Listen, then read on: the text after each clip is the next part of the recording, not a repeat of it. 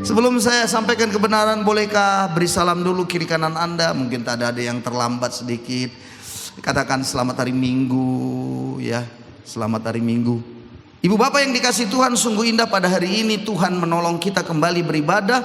Dan tidak terasa kita sudah memasuki bulan Februari. Halo, baru kayaknya kita Natal, betul ya?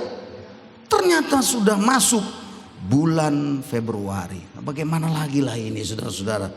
Begitu cepatnya waktu berlalu, dan begitu cepatnya saudaraku segala sesuatunya lewat. Maka hari ini kita akan melihat sebuah kebenaran lagi. Dan mohon dengan sangat Anda perhatikan dengan baik, dengan sungguh-sungguh. Karena bulan Februari, bulan dimana temanya berbicara tentang bahwa manusia tidak hanya hidup dari roti saja. Manusia tidak hanya hidup dari roti saja.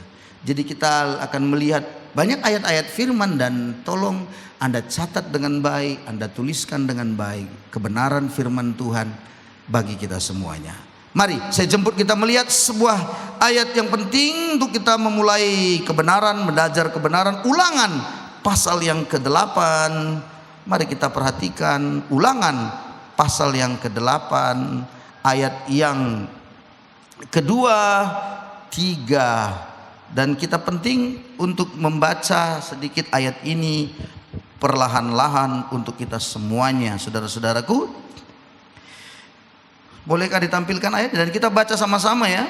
Ulangan pasal yang ke-8 ya, ayat yang kedua dan 3. Kita baca sama-sama. Ayat ini menjadi ayat pembuka kita untuk belajar firman Tuhan. 2, sudah dapat ya? Oke, 2, 3 ya.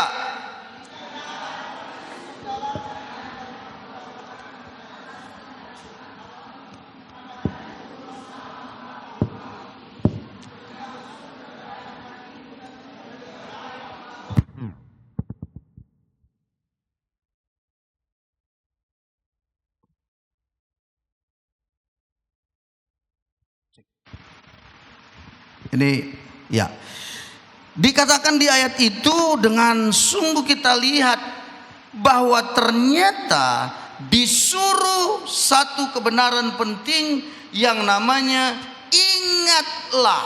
Sekali lagi apa? Ingatlah kepada seluruh perjalanan yang kau lakukan.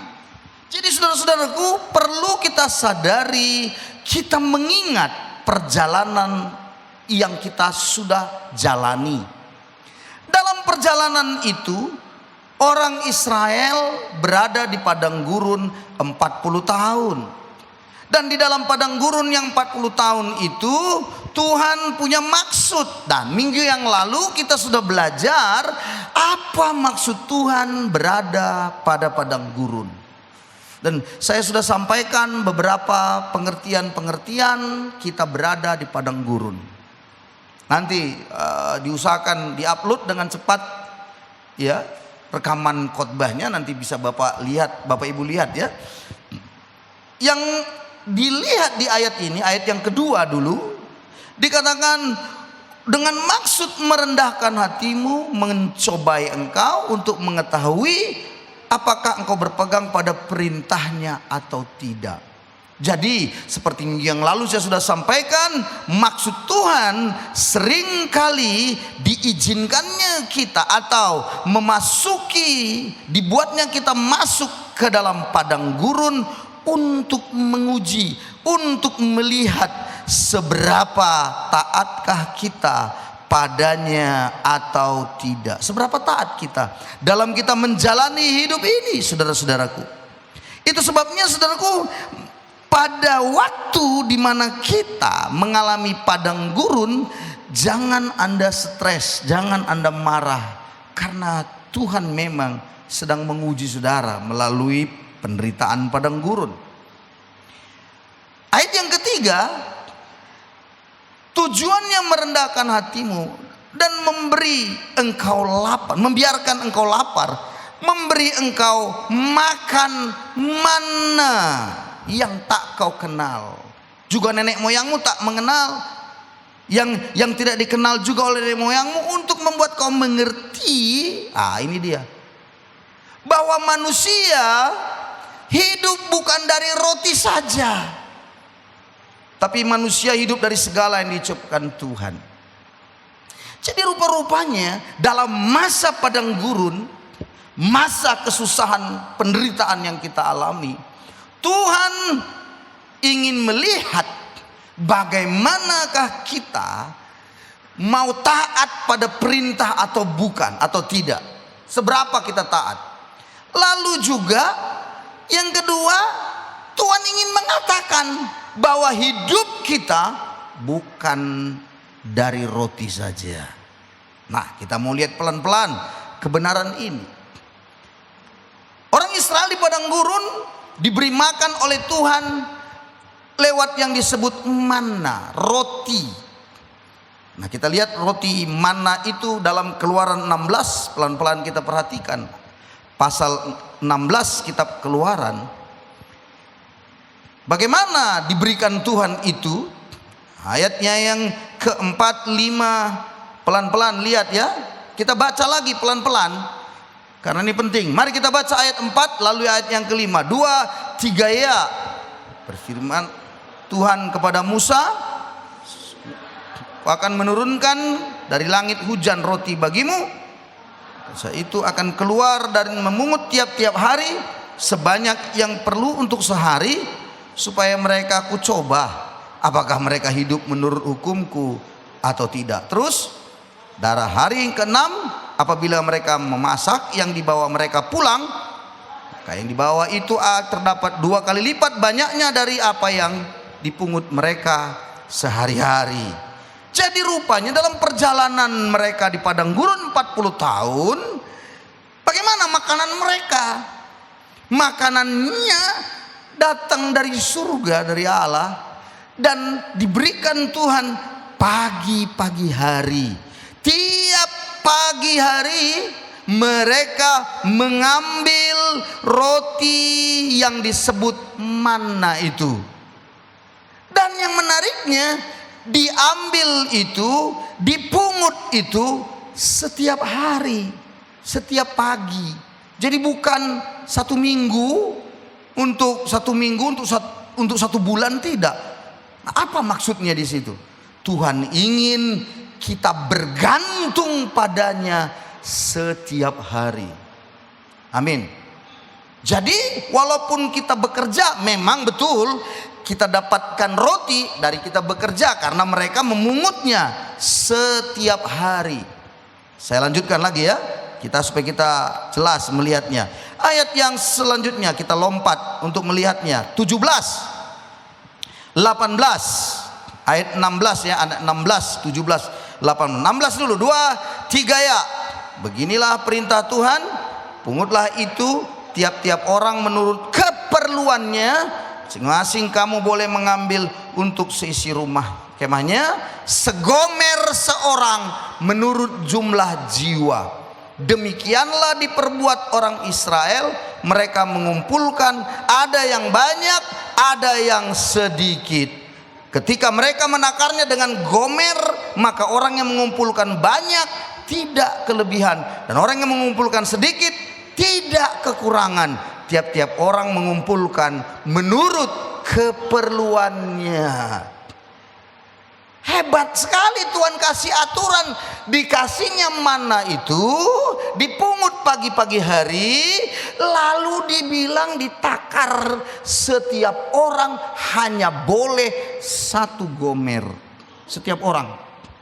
Pertanyaannya, 1 gomer berapa? Nah ini dalam Alkitab kita ini ya, kamus di belakang Anda bisa lihat 1 gomer itu berapa. Kalau kita lihat gomer dalam Alkitab kita ini, dalam kamus dilihat di situ 1 gomer itu 1/10 eva, itu adalah 3,6 liter. Jadi satu gomer itu 3,6 liter. Jadi orang-orang yang mengambil itu dihitung dalam rumahnya berapa orang. Misalnya 4 orang, maka kalikan dengan 3,6 liter. Yang di sana mungkin anaknya banyak, 10 orang di dalam kemah itu, kalikan 10. Berarti 3,6 liter kali 10. Itulah mereka pungut. Tidak boleh lebih, tidak boleh kurang. Ditakar sesuai dengan ukuran gomer. Saudara tahu apa maksudnya itu? Tuhan sedang memberikan perintah bahwa hidup ini Tuhan memberi, tidak bisa kita buang-buang berkat itu sesuai kebutuhan. Jadi Tuhan itu selalu memberi tepat dengan ukurannya, bukan berlebih, enggak juga berkekurangan. Hebat sekali Tuhan mengatur semuanya itu. Lalu saudara-saudaraku, itu 17, 18. Oke ya. Nah, kita lihat, kita langsung saja lompat lagi 19 dan 20 ayatnya, Keluaran 16. Musa berkata kepada mereka, seorang pun tidak boleh meninggalkannya daripadanya sampai pagi. Jadi harus dimasak, harus mereka jadikan itu makanan, nggak boleh disimpan sampai besok. Kalau sampai besok berulat. Kita yang sekarang ini kita simpan sampai besok, namanya ditaruh di kulkas. Halo? Zaman dulu nggak ada kulkas Bapak Ibu, nggak ada kulkas zaman dulu. Pokoknya lewat besok, udah lewat malam ini udah busuk. Tapi ada orang Israel yang memang bandel, untuk besok lagi, masih bisa nih untuk besok, begitu. Disimpannya untuk besok. Akhirnya ayat 20 bilang, lihat, tapi ada yang tidak mendengarkan Musa dan meninggalkan daripada sampai pagi, lalu berulat dan berbau busuk. Maka Musa menjadi marah kepada mereka. Jadi Tuhan tidak mau memberikan kita makanan basi. Katakan amin. Halo, makanan basi. Bilang dulu 2, 3 ya. Nggak mau. Tuhan mau kasih kita makanan segar, fresh. Luar biasa Tuhan itu. Memberikan kita makanan setiap hari sesuai dengan keperluannya. Luar biasa. Lalu ayat selanjutnya lagi ya, 31. Umat Israel menyebutkan namanya manna, warnanya putih seperti ketumbar, rasanya seperti rasa kue madu. Dan ayat yang ke-35, 36, orang Israel makan manna 40 tahun lamanya sampai mereka tiba di tanah yang didiami orang. Mereka makan manna sampai tiba di perbatasan tanah Kanaan. Adapun segomer ialah 1/10 eva. Nah itu tadi yang kita bilang 3,6 liter. Jadi manna 40 tahun setelah mereka sampai di perbatasan tanah Kanaan mau memasuki, berhentilah manna itu. Saudara-saudara, menarik. Itulah kurang lebih kisah di dalam kitab Ulangan tadi yang mengatakan bahwa perjalananmu selama 40 tahun diberikan oleh Tuhan Allahmu makanan yang disebutkan sebagai manna. Wow. Tapi yang menarik, kita kembali Ulangan 8 ayat yang ketiga. Dikatakan tadi supaya kau mengerti. Nah, apa itu? Bahwa manusia hidup bukan dari roti saja, tapi manusia itu hidup dari segala yang diucapkan Tuhan. Nah, ingat baik-baik, dari ayat inilah saya semakin menyadari bahwa arti hidup di dalam yang konteksnya Alkitab itu apa. Bagi manusia, hidup yang namanya makan dari roti itu urusan perut. Tetapi Allah menyebutkan hidup itu urusan yang kekekalan. Katakan amin. Hidup manusia boleh Bolehkah hidup di dunia ini dengan roti? Boleh.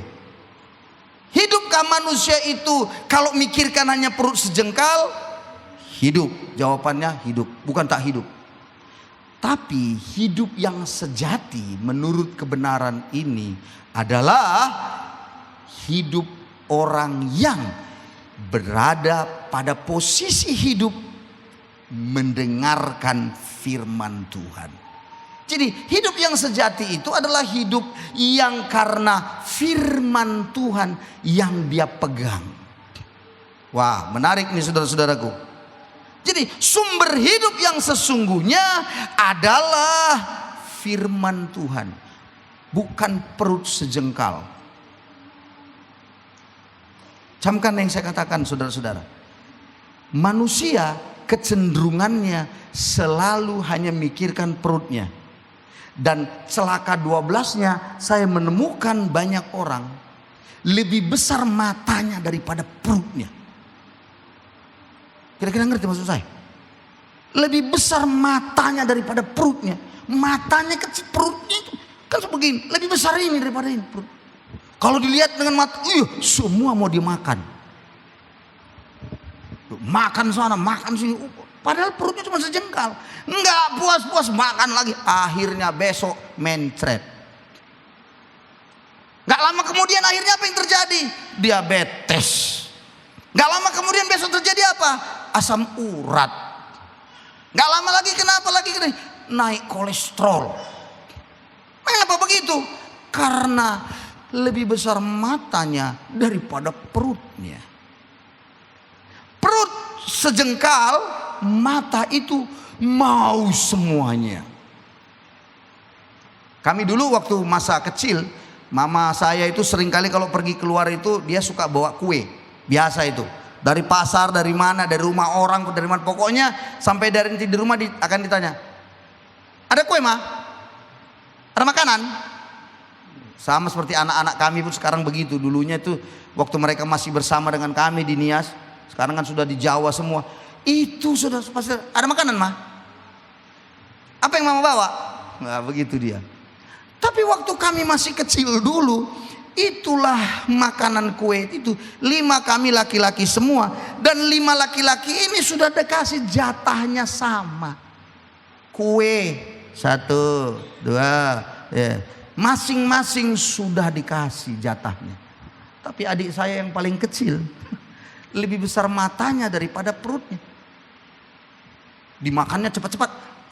Lalu dibilangnya sama, ditunjuknya lagi punya abangnya. Lalu mama saya bilang, kasih adikmu itu kasih. Lalu, nah kata abangnya kan, saya pun nah makan masih kurang. Malamnya mencret. Bilang dulu kiri kanan, mencret. Bayangkan saudara-saudara, kalau Anda kurang terus, tamak, rakus terus, nah itulah dia. Jadi saudaraku, Tuhan bilang lewat kebenaran seperlunya. Katakan amin. Secukupnya. Dan kemudian di ayat pada Ulangan pasal 8 ayat 3, di sini mengandung hal yang teramat penting lagi, bahwa ternyata manusia yang katanya mau hidup sejati, yang betul-betul hidup, ini maksudnya sejati itu yang benar-benar hidup, sebenarnya dia harusnya hidup berasal dari apa kata firman dalam hidupnya. Maka disinilah pentingnya firman. Maka kenapa kita selalu merenungkan firman? Kenapa kita perlu memegang firman? Karena itu dasar kita hidup, bukan perut sejengkal. Maka kemudian saya coba tunjukkan kepada saudara apa yang Yesus katakan. Pada waktu keadaan di dalam masa-masa padang gurun, itu orang Israel, orang Yahudi secara khususnya mencoba untuk bersoal jawab, ya, berdebat dengan Yesus. Dalam Yohanes pasal yang ke-6, saudara-saudaraku, disebutkan oleh orang-orang Yahudi, mereka itu berdebat dengan Tuhan. Kenapa? Karena mereka melihat yang dibilang Yesus ini kok aneh begitu. Anehnya di mana? Coba lihat. Pada pasal 6 mereka minta sebuah tanda. Ya, ayat yang ke-28, mohon maaf, 28 dulu. Kata mereka kepadanya, apakah yang harus kami perbuat supaya kami mengerjakan pekerjaan dikehendaki Allah? Ini orang-orang Yahudi bertanya. Jawab Yesus kepada mereka, inilah pekerjaan yang dikehendaki Allah, yaitu hendaklah kamu percaya kepada Dia yang diutus Allah. Ayat 30, maka kata mereka kepadanya, tanda apakah yang kau perbuat supaya dapat kami melihatnya dan percaya kepadamu? Pekerjaan apakah yang kau lakukan? Lalu mereka cerita tentang ini peristiwa 40 tahun. Ayat 31, nenek moyang kami telah makan mana di padang gurun, seperti ada tertulis, mereka diberinya makan roti dari sorga. Wih, kebanggaan mereka dulu. Wah, itu dia. Itu langsung dari surga roti itu. 40 tahun biar kau tahu, katanya kepada Yesus, diberi makan oleh Allah pencipta langit dan Allahnya Abraham, Ishak dan Yakub itu memberikan itu kepada nenek moyang kami, sehingga bisa bertahan hidup 40 tahun sampailah mereka di tanah Kanaan. Mereka dengan bangganya. Lalu Yesus berkata kepada mereka, 32, aku berkata kepadamu, sesungguhnya bukan Musa yang memberikan kamu roti dari surga, melainkan Bapakku yang memberikan kamu roti yang benar dari surga. Yesus memperkenalkan Bapa padanya. Karena mereka bilang, Bapa, siapa itu? Allah kami. Musa itu berdoa. Karena mereka bangga sekali sebagai murid-murid Musa. Lalu kemudian ayat 33, karena roti yang dari Allah ialah roti yang turun dari sorga dan yang memberi hidup kepada dunia. Wow. Ayat 34, kata mereka kepadanya, Tuhan, berikanlah kami roti itu senantiasa. Berikanlah kami.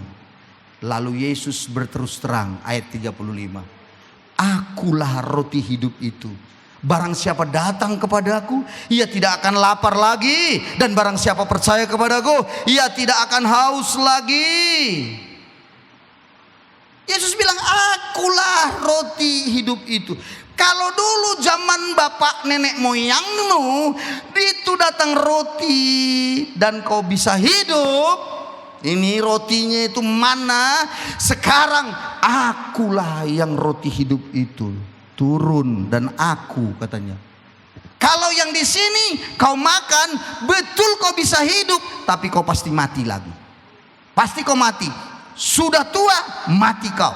Tapi Yesus bilang, kalau kau percaya kepadaku yang adalah roti yang turun dari surga, maka apa yang terjadi? Hidup engkau akan nikmati selama-lamanya. Wow. Jadi kalau di sini dikatakan hidup itu dari firman yang diucapkan Allah, tapi di sini firman itu sudah turun, sang firman sudah menjadi manusia. Jadi ini bayang-bayang saja. Itu sebabnya dikatakan kau tidak bisa hidup dari roti saja. Tidak bisa. Perlu apa? Roti yang sesungguhnya, yaitu datang dari sorga. Yesus, kau harus percaya kepada itu. Anda mengerti maksud saya? Nah, coba Anda lihat di ayat yang ke 50, ayat 41. Bersungut-sungutlah orang Yahudi tentang dia, karena ia telah mengatakan, akulah roti yang telah turun dari sorga. Nggak bisa masuk di akal mereka. Macam mananya Yesus? Nanti pada akhirnya akan terjadi perdebatan, bilang, bukankah kau anak Yusuf si tukang kayu itu. Macam mana ceritanya? Bapak kami Abraham begini. Dia cerita. Yesus bilang, sebelum bapakmu itu ada, aku sudah ada. Yesus sedang mengatakan aku ini Tuhan. Dia sedang membuktikan sebelum bapak Abrahammu itu ada, aku sudah ada. Itulah yang membuat orang Yahudi ingin membunuh Yesus. Kenapa? Karena Yesus menurut pikiran mereka sedang menyamakan dirinya dengan Allah. Padahal dia manusia. Itulah yang sekarang ini dipegang oleh orang-orang luar sana. Agama yang di luar sana yang mengatakan, masa Yesus jadi Tuhan? Itu ajaran dari mana? Dari Yahudi mereka curi. Padahal Yesus sedang mengatakan bukan. Akulah Allah yang telah turun menjadi manusia. Allah dia. Walaupun dalam wujudnya manusia, dia adalah Allah 100% juga. Dan itu tidak diterima. Sampai hari ini banyak orang tidak bisa terima. Pada mulanya adalah firman. Firman itu bersama-sama dengan Allah. Dan firman itu adalah Allah. Lalu ayat selanjutnya bilang, firman itu telah menjadi daging, telah menjadi manusia. Nah, itu tidak diterima. Jadi kalau di dalam perjanjian lama Ulangan berkata manusia tidak hidup dari roti saja, sedangkan mereka sedang diminta Tuhan hidup dari firman yang diucapkan Tuhan. Dalam arti perjanjian baru digenapi, firman itu telah menjadi manusia. Firman itu adalah Allah sendiri, dan dialah roti yang telah turun dari sorga. Haleluya, amin saudaraku, amin. Ayat 50, perhatikan 50. Inilah roti, ayat 48, mohon maaf. 48, akulah roti hidup. Nenek moyangmu telah makan mana di padang gurun, dan mereka telah mati. Inilah roti yang turun dari sorga. Barang siapa makan daripadanya, ia tidak akan mati. Dan 51, akulah. Mari kita baca ayat yang ke-51 bersama-sama. 2, 3 ya. Akulah yang telah turun dari sorga. Jikalau seorang makan dari roti ini, ia akan hidup selama-lamanya. Dan roti yang kuberikan itu ialah dagingku yang akan kuberikan untuk hidup dunia. Wah, Tuhan Yesus sedang mengatakan, kalau di zaman nenek moyangmu itu roti mana itu dimakan, sekarang yang namanya roti hidup itu akan dimakan dagingku. Itu memberikan sebuah kejelasan bagi semua orang, para pendengarnya. Yesus sedang menunjukkan nanti dia akan mati. Dengan cara itulah selesai dosa kita. Dia yang menanggungnya di kayu salib. Wah, luar biasa saudara-saudara. Maka oleh karena itu, manusia tidak hanya hidup dari roti saja, benar sekali, tapi harus hidup dari perintah, firman yang diucapkan Tuhan. Makanya saudara-saudara ingat baik-baik, firman itu penting dalam hidup ini. Cari makan, cari duit, perlu? Iya. Tapi hidup yang sesungguhnya, hidup yang sejati adalah hidup karena firman Tuhan ditaruh dalam hidup kita, dalam diri kita. Firman itu. Satu kali Yesus menggunakan ayat itu, Ulangan 8 ayat 3, ketika dia dicobai oleh iblis. Dalam Matius pasal 4 dikatakan begini, Matius pasal 4 ayat 1. Yesus dibawa oleh Roh Kudus ke padang gurun untuk dicobai iblis. Ayat 2. Dan setelah berpuasa 40 hari dan 40 malam, akhirnya laparlah Yesus. Ayat yang ketiga, lalu datanglah si pencoba itu dan berkata kepadanya, jika engkau anak Allah, perintahkanlah supaya batu-batu ini menjadi roti. Perhatikan baik-baik, menarik sekali. Apa itu? Saat lapar, yang diperlukan memang makanan. Setuju dengan saya? Amin ya. Oh, baru puasa lagi, Yesus lagi berpuasa 40 hari 40 malam lagi kan. Lapar lah pasti, nggak mungkin nggak lapar. Dan menarik pula, iblis bilang, jadikanlah batu ini jadi roti. Saya tanya saudara, kira-kira Tuhan bisa nggak membuat batu itu jadi roti? Bisa atau tidak? Bisa. Tapi apakah Yesus lakukan? Apakah Yesus lakukan? Tidak ternyata. Mengapa tidak? Karena Yesus sedang mengatakan bahwa dia tunduk dan taat bukan pada iblis. Dia sedang mengatakan, aku tunduk dan taat pada Bapakku yang di surga. Jadi saudara-saudaraku, kalau bicara tentang lapar, betul lapar, bisa kita melakukan sesuatu, tapi itu bukan karena ajaran iblis. Sebagai contoh, saya masih ingat pada waktu zaman dulu saya kuliah. Anak kos yang begitu kadang-kadang makannya pun terancam. Di samping tempat kos kami ada orang yang ternak ayam. Maka laparlah Octavius terbangun. Lalu ada perintah, kau tangkaplah ayam tetangga itu. Karena apa? Tidak rugi padanya, kau juga tidak jadi mati. Ngerti maksudnya? Maka kami ikutilah itu, saudara-saudara. Masuk ke kolam. Aku kasih tahu, kalau mau nangkap ayam, jangan ditiru ya. Mohon maaf, tolong jangan ditiru. Bilang dulu kiri kanannya, jangan ditiru. Ini aku cerita dosaku masa lampau ini. Sekali lagi, jangan ditiru. Supaya ayam jangan berkeok-keok waktu ditangkap, ya kan? Mau curi ini ditangkap. Ini bawang putih banyak-banyak digosok di sini. Begitu ayam ditangkap, langsung ditutup ini hidungnya. Langsung dia tidak berkeok-keok. Langsung tenang. Langsung dipegang, dibawa, saudara-saudaraku. Dan diselesaikan secara adat dan pemerintahan, saudara-saudara.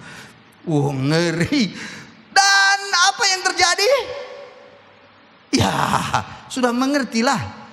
Lalu mulai berkata dalam hati pikiran apa? Lesalania. Nggak apa-apa. Nggak apa-apa bagaimana? Mengertinya Tuhan itu. Saya tanya hari ini, siapa di antara saudara yang lapar perutnya, lalu timbul sebuah perintah entah dari mana dalam pikiran yang mengatakan, ambillah punya orang itu, nggak apa-apa. Saya tanya saudara, itu perintah Tuhan atau perintah Bikhu Soma? Jawab dulu. Hah? Perintah Bikhu Soma. Kalau perintah Bikhu Soma kira-kira bagus nggak itu, saudara-saudaraku? Tidak. Itu sebabnya kita harus hati-hati masalah perut sejengkal. Dan menariknya Yesus tidak mau mengikuti apa kata iblis. Karena Yesus bukan mau mengikuti iblis, dia mau mengikuti Bapaknya. Itu sebabnya ayat selanjutnya Yesus menjawab iblis itu.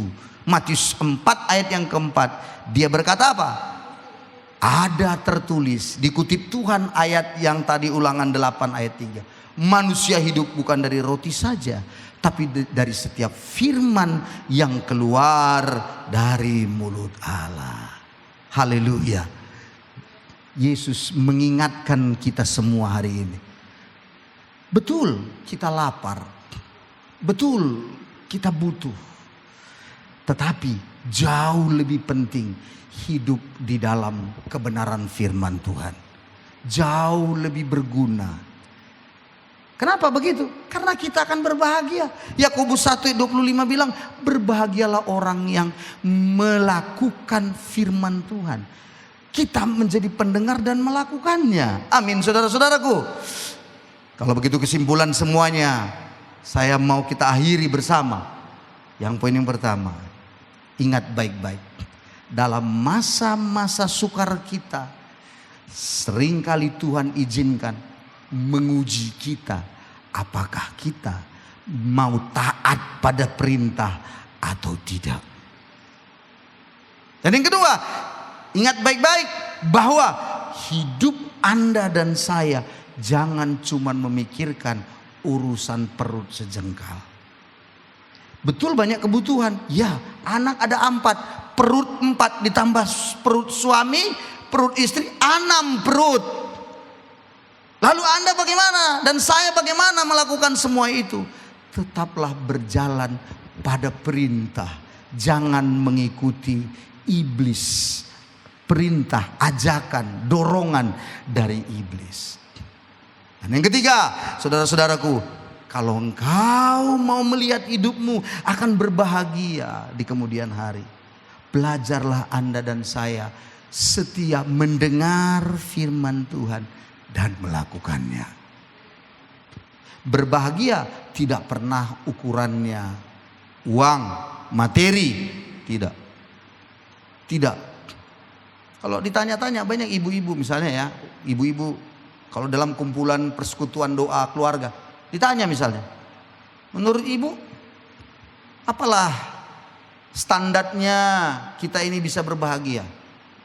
Ada ibu yang bilang begini, iya Pak, kalau kita ini sehat-sehat. Salahkah? Enggak. Baik, baik. Ditanya yang lain lagi, ada yang jawab, iya berbahagia Pak. Ya kalau kita ini punya anak penurut, baik-baik. Anak kita ini anak yang sungguh-sungguh betul-betul mengikuti nasihat. Untuk apalah sehat Pak, kalau anak kita pun waduh bandelnya minta ampun. Salahkah? Tidak. Baikkah? Baik. Tapi ada ibu yang lain bilang, bagaimana kalau kita bicara berbahagia? Apa dijawabnya? Kalau kita berbahagia lah Pak, kalau kita semuanya kebutuhan uang tercukupi, apa semua ada, itu kebahagiaan Pak. Senang kita, nggak capek kita mikirkan dunia ini. Oh, benar juga.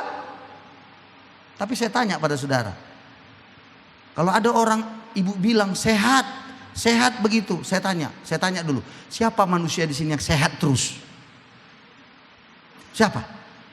Siapa yang manusia sehat gitu? Kalau tahunya Bapak Ibu nggak ada manusia yang sehat terus, berarti bukan itu standarnya. Terus ada yang bilang, uang segala-galanya. Saya tanya, uang segalanya yang kalau cukup semua. Saya mau tanya pada Bapak Ibu Saudara, siapa di sini yang tidak pernah mengalami masa paceklik? Masa tiba-tiba kering? Siapa di sini yang nggak pernah ngalamin? Ngalamin semua kan? Nengok muka-muka Anda pun kering semua ini sedang ya susah-susah juga ini udah ku tahu. Ya kan? Apalagi sekarang pemerintah kita efisiensi anggaran. Udah muka-muka kering semuanya, kepala dinas, kabak, kasubag udah kering. Kalau tahunya bukan uang, berarti kan bukan itu dasar kita berbahagia. Kalau ada yang bilang anak kita baik-baik Pak, nurut-nurut, saya tanya saudara, memangnya menurut Bapak Ibu anak kita nurut terus-terusan sudah baik-baik semuanya? Pernah nggak anak kita ngelawan? Saya tanya dulu, pernah nggak anak kita ngelawan? Nah pernah kan? Berarti nggak bisa itu menjadi standarnya. Standar yang penting ternyata kalau Bapak, Ibu dan saya mendengar firman dan berusaha mengerjakannya, melakukannya pelan tapi pasti, kita akan berbahagia karenanya. Itu sebabnya di dalam kitab Mazmur pasal 1 ayat 1 sampai 3 disebutkan begini, berbahagialah orang yang tidak menuruti nasihat orang fasik, tidak duduk dalam kumpulan pencemooh, yang tidak berdiri di jalan orang berdosa, tapi yang kesukaannya ialah Taurat Tuhan, merenungkan Taurat itu siang dan malam. Maka ia akan seperti pohon yang ditanam tepi aliran air, yang menghasilkan buahnya pada musimnya, lalu apa saja yang diperbuatnya berhasil. Mazmur 1 ayat 1 sampai 3 dimulai ayat pertama, kata yang pertama berbahagia. Baru ayat ketiga kata yang terakhir adalah berhasil dan beruntung. Jadi berbahagialah kita dulu, baru berhasil dan beruntung. Jangan dibalik. Kita terbalik. Berhasil dulu, beruntung dulu, baru berbahagia. Salah. Itu apa itu? Kalau kita, ini pedagang nih. Kalau untung banyak Pak, alangkah berbahagianya aku. Salah itu. Pak, puji Tuhan Pak. Barangku baru sampai, dalam tempo 2 jam habis barangku dibeli orang. Haleluya Pak. Lalu saya tanya, udah kasih perpuluhan? Ya kita usahakan. Bukan melakukan firmannya yang dipikirkannya, untungnya yang dikejarnya. Ingat ya saudara, berhasil dan beruntung. Anda punya banyak keberhasilan, keuntungan, belum tentu berbahagia. Tapi kalau Anda berbahagia di dalamnya, maka keberhasilan dan keberuntungan menjadi bagian Anda dan saya. Jadi kalimat yang pertama berbahagia, kata yang pertama berbahagia, dan yang terakhir ayat 3 adalah berhasil. Jadi kalau Anda berbahagia, maka keberhasilan akan menjadi milik kita. Tapi kalau Anda kejar berhasil, Anda belum tentu berbahagia. Dan kayaknya susah Anda berbahagia. Mana yang Anda pilih? Saya yakin Anda semuanya akan memilih apa? Untung, ya begitu ya? Ya, mana yang Anda pilih? Berbahagialah pasti. Itu sebabnya bagaimana supaya kita berbahagia? Yakobus 1 ayat 25 bilang, berbahagialah orang yang mendengar firman dan melakukannya. Mari saya akhiri kebenaran firman Tuhan hari ini. Kejarlah kebahagiaan itu dalam hidup saudara. Bahwa hidup kita bukan dari roti saja. Boleh nggak hidup hanya dengan roti saja? Boleh. Bisa hidup? Bisa. Bukan salah kah? Tidak. Tapi hidup yang sejati, hidup yang sesungguhnya adalah orang yang hidup dari firman Tuhan. Tiap minggu saya kirimin saudara-saudara dalam 1 minggu bahan-bahan untuk Anda baca firman Tuhan. Supaya nanti 1 tahun, ditutup tahun nanti Desember, kita sudah menyelesaikan pembacaan firman Tuhan. Hari ini saya sudah kirim lagi selama 1 minggu apa ayat-ayat, pasal-pasal yang dibaca. Pelan-pelan Anda baca, Anda konsisten, Anda mulai melihat setiap kata-kata dalam kebenaran firman itu. Baca dengan baik. Yakinlah Anda dan saya akan mengalami banyak sekali pertumbuhan rohani. Anda bisa mengalami kebahagiaan. Pelan tapi pasti. Mari saya ajak kita dan dorong hari ini untuk mengerti ya, sesungguhnya hidup karena firman Tuhanlah, itulah hidup yang sejati. Nah, kita akan menyambut perjamuan kudus bersama. Dalam menyambut perjamuan kudus ini, saudara-saudara, saya mau kita mengingat karya salib Kristus. Karya di mana Yesus tadi sudah berkata, akulah roti yang telah turun dari sorga. Kalau kau percaya kepadaku, kau akan hidup selama-lamanya. Dan kita mau mengingat, mengenang akan karya salib itu. Dan Bapak Ibu harus persiapkan hati, persiapkan diri. Dan mulai berkata, ya Tuhan, aku mau hidup karena percaya kepadamu. Hidup karena firman yang kuhidupi dalam hidupku. Karena itulah yang akan membawa Anda berjalan, memampukan Anda melalui hari demi hari dalam hidup Anda. Mari saudara-saudara, camkanlah baik-baik. Hiduplah Anda karena firman. Kita beri tepuk tangan untuk Yesus kita yang luar biasa. Mari semua pemain musik, mari kita